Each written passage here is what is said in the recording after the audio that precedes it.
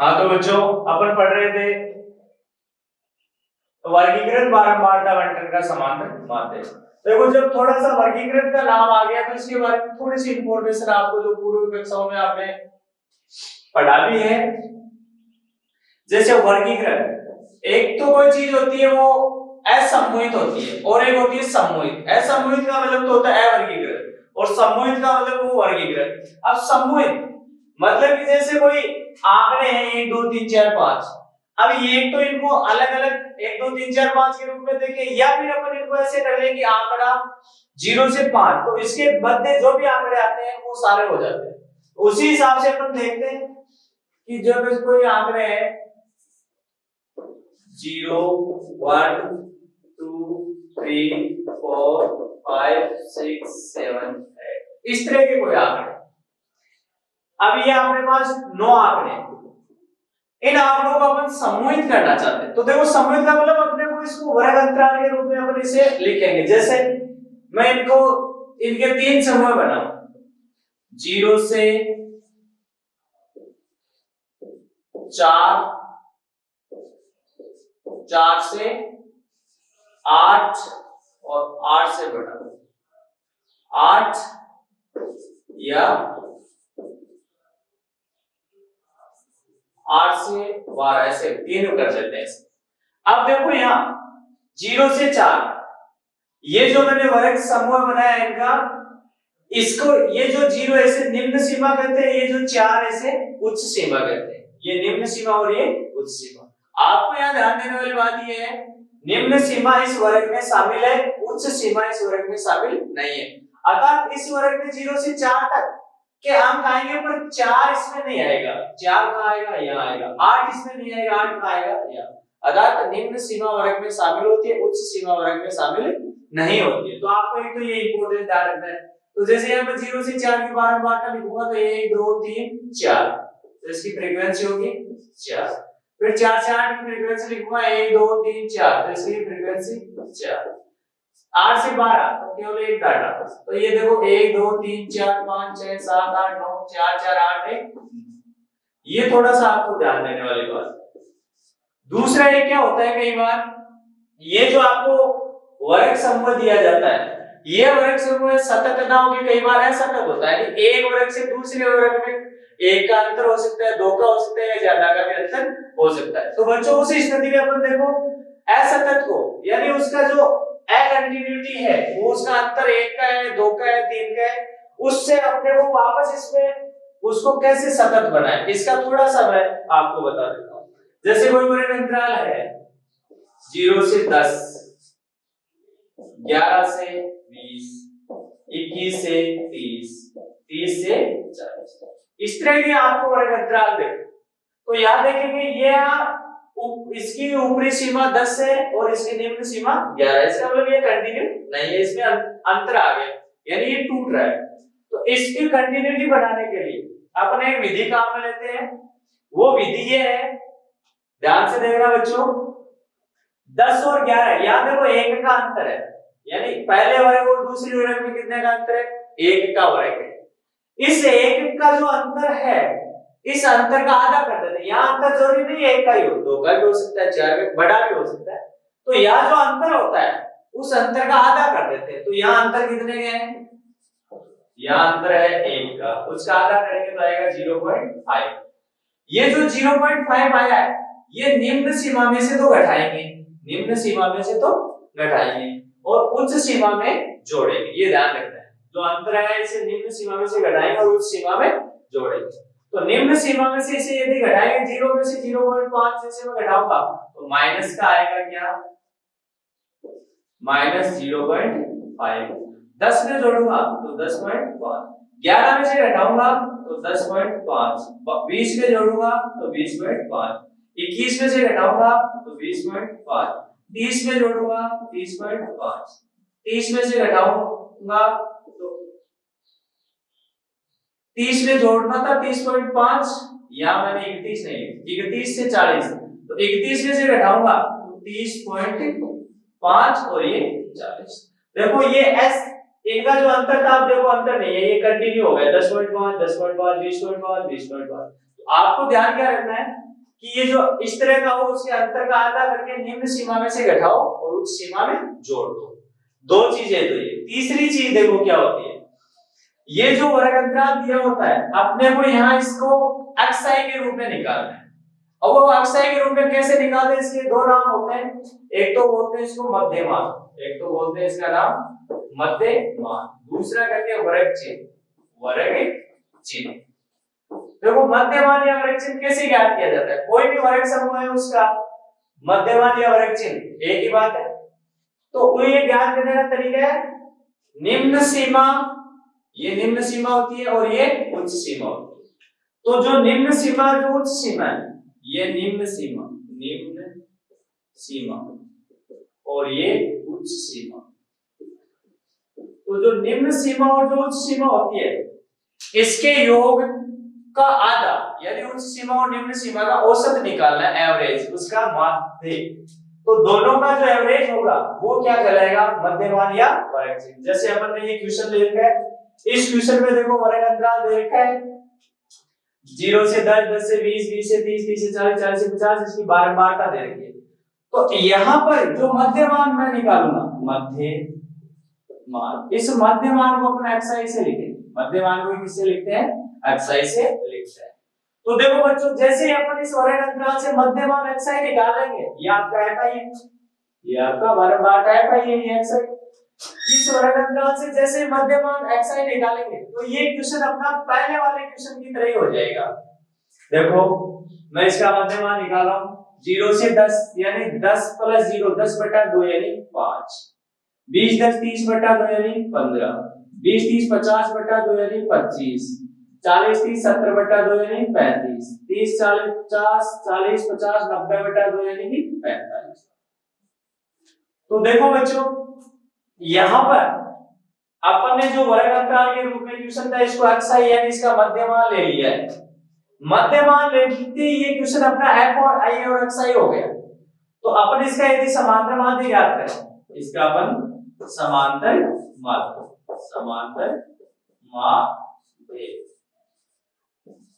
x बार समांतर माध्य अपना वही सूत्र है। यह समांतर माध्य निकालने की प्रत्यक्ष विधि है। यह विधि, इस विधि का नाम है प्रत्यक्ष विधि। इस माध्य निकालने की विधि जो है प्रत्यक्ष विधि, सिग्मा fi xi बटा सिग्मा f। तो अपने पास देखो f और वर्ग अंतराल था, अपन ने इससे मध्यमान xi निकाल लिया।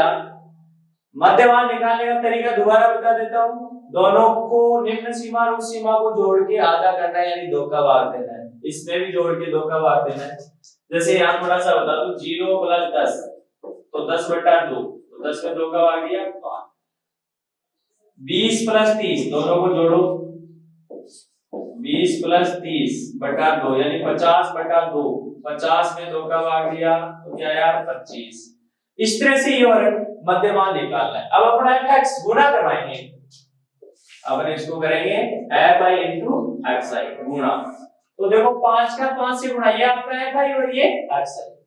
ध्यान देना, ये आपका fi है और ये xi। आपको ये ध्यान देना चाहिए कि कौन सा fi और कौन सा xi है। 5 × 5 25, 15 × 3 45, 25 × 1 25, 35 × 4 140, 45 × 2 90। अब देखो अपन ने इससे fi xi निकाले। अब अपने को प्रत्यक्ष विधि जो है इसमें समांतर माध्य क्या चाहिए, सिग्मा fi xi और सिग्मा fi। तो अपन इसका योग करेंगे, ये रहा अपना इसका योग सिग्मा fi xi और ये रहा सिग्मा fi। देखो इसका योग 5 और 3 8 1 9 13 और 2 15। इसका योग देखो 0 5 10 15, तो ये 15 का 5, 1 9 और 1 10 4 14 2 16 20 और 2 22 का 2, फिर 2 2 और 1 3। तो इसका योग आ गया 325 325। तो अपना सूत्र क्या कहता है, सिग्मा fi xi। देखो ये क्वेश्चन वर्ग अंतराल वाला जो क्वेश्चन है ये पहले वाले क्वेश्चन में चेंज हो गया है। तो अपन क्या करेंगे, ये रहा मान रखो 325 सिग्मा fi बारंबारता का योग 15, शाबाश बच्चों।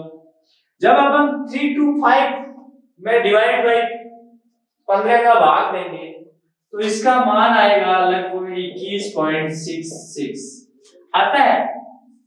अतः समांतर माध्य इक्वल टू 21.66। अब देखो ये जो आंसर जब लिखते हैं तो यदि ये कई बार क्या है अंक है तो अपन यहाँ अंक लिखेंगे, अगर ये रुपए है तो अपन यहाँ रुपए लिखेंगे। इसलिए अपने को ये भी ध्यान रखना है कि जो ये चर दे रखा है ये क्या है, ये रुपए है कि अंक है या कोई श्रमिक है, क्या है ये, तो ये अपने को लिखना है। तो अतः इसका समांतर माध्य ये है। हाँ तो बच्चों अपन पढ़ रहे हैं वर्गीकृत बारंबारता बंटन से समांतर माध्य। इसी करते अपन कल्पित माध्य विधि से समांतर माध्य।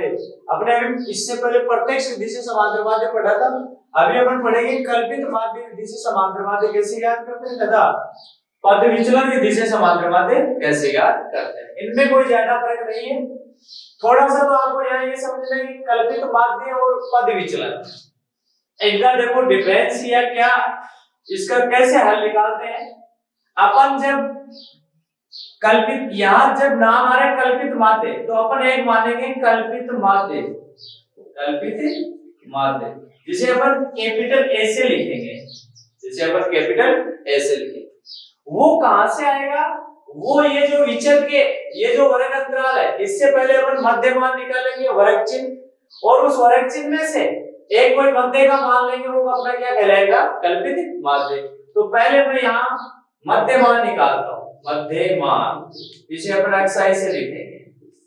तो मध्य मान निकालने का वही तरीका है निम्न सीमा प्लस उच्च सीमा बटे 2। तो 40 प्लस 50 यानी 90 बटे 2 का मतलब 45, 60 प्लस 50 110 बटा 2 यानी 55, 65, 75, 85 और 95। तो अपने को देखो इस रूप में क्वेश्चन दिया हुआ था, अपने यहाँ मध्यमान निकाल लिया है। आपको थोड़ा सा बच्चों ध्यान देने की आवश्यकता है, ये कल्पित माध्य विधि से समांतर माध्य, पद विचलन विधि से समांतर माध्य, ये बिना अवर्गीकृत जो श्रेणियां होती है उसके भी हल इससे होते हैं, कल्पित माध्य विधि से भी और पद विचलन विधि से भी। देखो अब ये अपना जो क्वेश्चन है, अगर अपन बारंबारता को देखें मध्यमान को देखें तो ये अपना जो अवर्गीकृत श्रेणी उस स्थिति में आ गया, क्योंकि अपने पास क्या है केवल चर और बारंबारता है, तो उसमें भी वो चर और बारंबारता होती है। तो आपको यहाँ थोड़ा सा ध्यान दे लेना है कि बिना वर्ग अंतराल का अगर क्वेश्चन होता है तो उसका भी अपन कल्पित माध्य विधि से समांतर माध्य ज्ञात कर सकते हैं। तो ये थोड़ा सा आपको बताना था। इसके बाद अब देखो अपन जब नॉर्मल समांतर माध्य प्रत्यक्ष विधि से पढ़ रहे थे तो अपने पास fi into xi था, यहाँ थोड़ा सा चेंजेस है, यहाँ xi विचलन की जगह अपने को di विचलन लेना है। xi की जगह अपन क्या विचलन लेंगे, di लेंगे, और वो di देखो कैसे ज्ञात करना है। जैसे ये di विचलन है, ये विचलन कैसे करना है, xi में से ये जो xi है इसमें से इनमें से एक कल्पित माध्य मानना है हमको। कल्पित माध्य या तो हमेशा बीच लगभग जो बीच का मान हो उसको माना जाता है, कारण क्योंकि जो बीच का मान होता है उसमें प्लस माइनस की दोनों तरफ की संख्या लगभग बराबर आने से थोड़ा सा गणना में आसानी होती है। और अगर इस तरह का कोई मान ना हो तो कई बार ये भी देखा जाता है कि जिसकी बारंबारता सबसे ज्यादा होती है उसको भी अपन कल्पित माध्य मान लेते हैं। तो आपको लगभग एवरेज बीच का मान लेके कल्पित माध्य बीच के मान को ही मानना है ताकि गणना में आसानी रहे। तो मैं यहाँ कल्पित माध्य मानू 25, ये 65, मैं यहाँ 65 को कल्पित माध्य मानता हूँ। तो अब देखो di विचलन कैसे ज्ञात करेंगे, di विचलन ये अपना xi है, इसमें से कल्पित माध्य को घटाना है, इसमें से किसको घटाना है, कल्पित माध्य 65 को। कैसे घटाएंगे, xi जैसे इस कॉलम की बात करें अपन, xi 45 माइनस 65, तो 45 में से 65 घटाएंगे तो माइनस का 20 बचेगा यानी माइनस 20। ऐसे यहाँ घटाओगे तो माइनस 10, 65 में से 65 घटाएंगे 0, 75 में से 65 घटाएंगे, हाँ बच्चों कोई समस्या बोलो, हाँ 75 में से 65 घटाएंगे तो 10, 85 में से 65 घटाएंगे 20, 95 में से घटाएंगे तो 30। अपन ने विचलन di याद कर लिया। अब देखो यहाँ मैं थोड़ा सा इसको आपको सूत्र बताना चाहता हूँ। समांतर माध्य किस विधि से? कल्पित माध्य विधि से समांतर माध्य। x बार इक्वल टू ए बेटा कल्पित माध्य है, ए अपना कल्पित माध्य। इसमें देखो sigma F I D I बटा सिग्मा एफ आई। फर्क क्या आ गया कल्पित माध्य में प्रत्यक्ष में? एक तो उसमें ये कल्पित माध्य नहीं मानते, एक डी आई की जगह क्या होता है? एक्स आई होता है। इसमें ये चौथा कॉलम और बनाना पड़ता है कि ये अपने को डी आई याद करने को। अब इस डी आई को अपने को गुणा करवाना है एफ आई और डी आई को, यानी इस डी आई को किससे गुणा करवाना है? एफ आई से गुणा करवाना। तो ध्यान रखना एक्स आई और एफ आई का अंतर आपको समझना है। ये आपकी एफ आई और ये एक्स आई। तो 10 को गुणा करवाएंगे -20 से तो माइनस का 200 आएगा। 25 को -10 से गुणा करेंगे तो -250 आएगा। 28 को 0 से गुणा करवाएंगे, 28 को 0 से करवाओगे 0। 12 को 10 से गुणा करोगे 120। 10 को 20 से गुणा करोगे बेटा क्या आएगा? हाँ बताइए, शाबाश 200।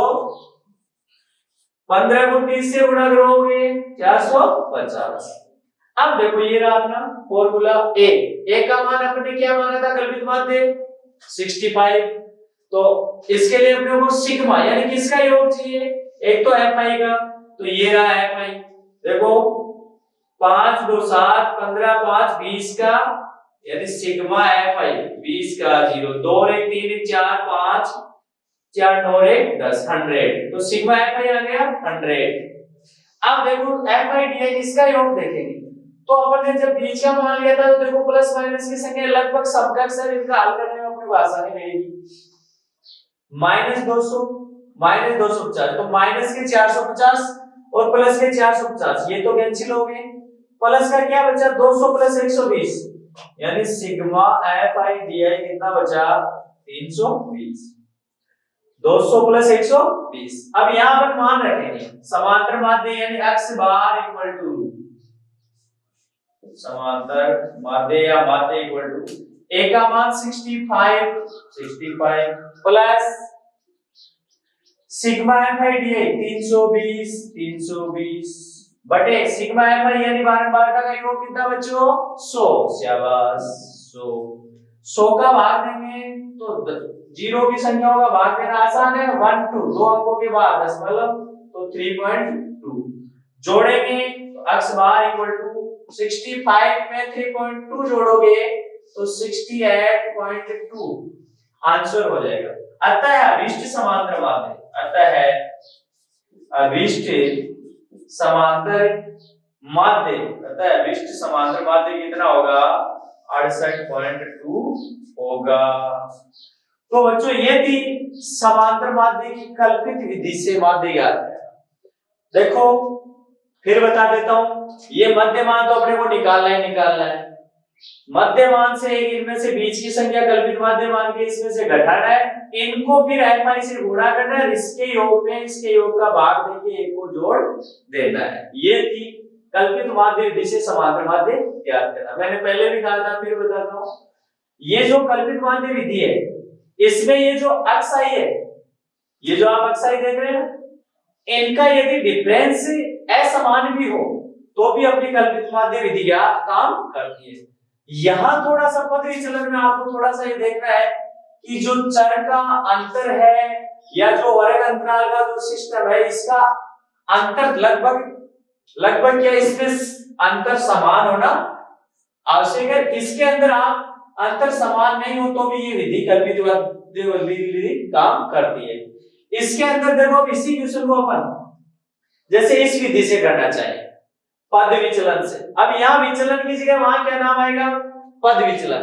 तो इस कल्पित माध्य विधि को कई बार विचलन विधि भी कह देते हैं। तो आपको थोड़ा सा बच्चों ध्यान रखना है, कल्पित माध्य विधि से समांतर माध्य या विचलन विधि से समांतर माध्य, ये पद विचलन विधि। यहाँ भी सेम प्रोसेस है, आपको अंतराल दिए, बारंबारता दिए, तो बारंबारता जब आपको दिए तो वही मध्यमान पहले आपको ज्ञात करना है। मध्यमान यानी x i, मध्यमान वही तरीका है अपने पास, दोनों का योग और उसका औसत। तो वही जो इधर आया था वही आएगा 45 55, 65, 75, 85 और 95। ये आ गया अपने पास xi। अब देखो इसमें और इसमें क्या फर्क है। अपन ने यहाँ जो विचलन di निकाला है, इसमें विचलन ui होगा, और di और ui निकालने में केवल इतना ही अंतर है, यदि इस di में h का भाग दे दे, यदि इस di में h का भाग दे दे। h क्या होता है, h इनका सार्वत्रिक गुणनखंड कह सकते हैं। h जो है या ये वर्ग अंतराल भी बोला जाता है। जैसे यहाँ 10 से 50, 10 का अंतर 50 से 60, तो यहाँ वर्ग अंतराल का भी इसे कह, जैसे यहाँ 10 का 10 का 10 का 10 का 10 का सेम है, तो इसी तरह जैसे 45, 50, 65, 75, 85 और 95, तो इनमें भी यदि अपन अंतर देखेंगे तो देखो सभी में 10 10 का अंतर है।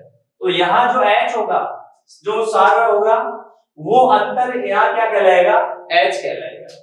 अपन यदि di में h का भाग देते तो ui विचलन आ जाता है। कौन सा विचलन आ जाता है, ui। तो अपन पहले एक बार देखो पद विचलन विधि का सूत्र लिखते हैं। पद विचलन विधि से समांतर माध्य अक्ष बार इक्वल टू वो a, जिसे अपन मानेंगे क्योंकि इसमें भी मानना है इसमें भी मानना है, plus sigma F I D I की जगह आ जाएगा यू आई, डी आई की जगह क्या आ जाएगा यू आई, और नीचे आ जाएगा सिग्मा एफ आई, ये सिग्मा एफ आई हो गया, into H, into H, H इनका अंतर या यहाँ वर्ग अंतराल इनका अंतर। कई बार जैसे इस रूप में क्वेश्चन नहीं दे, इस रूप में ही दे दे, तो इनका अंतर सेम होना चाहिए तभी ये विधि काम करेगी। यदि इनका अंतर सेम नहीं है तब कौन सी विधि काम में लेंगे अपन, पदवितीय कल्पित माध्य विधि, या फिर जब नहीं कहा जाए तो आप प्रत्यक्ष विधि से भी क्वेश्चन हल कर सकते हो। तो देखेंगे a plus sigma F I U I, देखो एक तो अपने को मानना ही है तो वही अपन बीच का ले लेते हैं 65 को a, तो अपन ने यहाँ a बराबर ले लिया, कल्पित माध्य कितना 65, a का मान अपन ने 65 ले लिया। अब अपने को ui ज्ञात करना है। मैंने अभी बताया था यदि इस di में h का भाग देते, यदि इस di में किसका भाग देते हैं, h का भाग देते हैं, यानी इनके अंतर, तो यहाँ h का मान क्या होगा 10 होगा। देखो सभी में 10 10 का अंतर है, और यहाँ भी सब में कितने का अंतर है, 10 का अंतर है, तो ये विधि काम करेगी। h का मान हो गया। अब अपने को यहाँ मैं di नहीं ui लिख रहा हूं, अपन सीधा ही क्या ज्ञात करेंगे ui। तो अपन ने di कैसे ज्ञात किया था, xi माइनस a, तो बच्चों xi माइनस a में यदि xi माइनस a में मैं h का भाग दे दूं तो अपने को क्या प्राप्त हो जाएगा, ui प्राप्त हो जाएगा। तो देखो यहाँ di निकला हुआ है, और यदि नहीं भी निकला हुआ है तो यहाँ से अपन निकालेंगे, देखो xi 45 माइनस 65, 45 माइनस 65, तो 45 माइनस 65 इक्वल टू माइनस 20, और माइनस 20 में जब अपन 10 का भाग देंगे तो क्या आएगा, माइनस का 2 आएगा। तो यहाँ माइनस 20 आ रहा था, इधर मान क्या आएगा, माइनस का 2 आएगा।